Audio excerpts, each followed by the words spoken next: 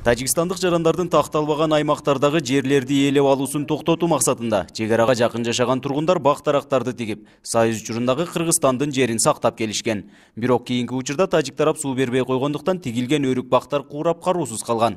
Бул аймактарга шарт түзүп, суу чыгаруу үчүн электр энергиясы тартылмай болуп, бирок бул аракеттер да ишке ашпай турат. Биздин жүгүргөнүбүз эле мына Кыргыздын чек арасы, Кыргыздын жери депсенде болуп тажиктерге өтүп кетпесин деген ойдо гана чуркап атабыз да. Жергиликтүү бийлик түшүнүп турат, бүт бардыгы эле түшүнүп турат, бирок түшүнгүсү келбей атат да. Түшүнгүсү келбей атат. Жогортодон мына өкмөтүбүз жакшы пландары бар экен, өкмөттүн планын деле кол астындагылар жакшы колдобой аткандай да. 2017 жылы жергиликтүү бийлик чек арадагы Каксай жаңы конушуна 30 дана электр мамыларын орноткон.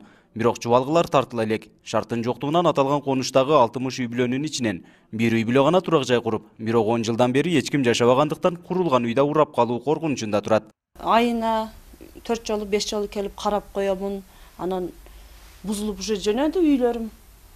Бүт баары жарака кетти. Потолокторум түшүп баштады.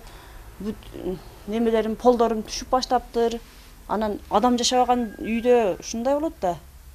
Шарт жок. Ушу границада бир 20 гектар жердин ичинде бир гана менин үйүм бар. Башка эч кимдин үйү жок. Жергиликтүү бийликтин айтымында 6000 метр электр чубалгысын тартуу иштери ушул жылы аткарылат. Бирок электр энергиясы жеткирилген учурда да Каксай жаңы конушуна турак жай курууга жол берилбейт. Анткени Тажикстан менен болгон келишимге ылайык такталбаган аймакта 300 метрге чейин курулуш курууга тыюу салынган.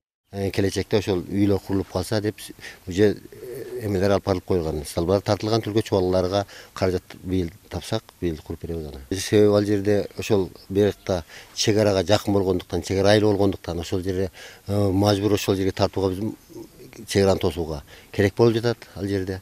Буюрса быйыл ошону аракет кылып көрөбүз. Келечекте баары бир бул жер такталгандан кийин ошол жерде биздин жарандар жашайт. Баткен облусунун чек арасынын 673 чакырымы Тажикстан менен чектешет. Анын басымдуу бөлүгү бүгүнкү күнгө чейин тактала элек. Качан гана делимитация жана демаркация иштери аягына чыкса, Каксай жаңы конушундагы жашоочуларга турак жай курууга уруксат берилет. Нургазы Жайнаков, 7 канал, Баткен өкүлчүлүгү.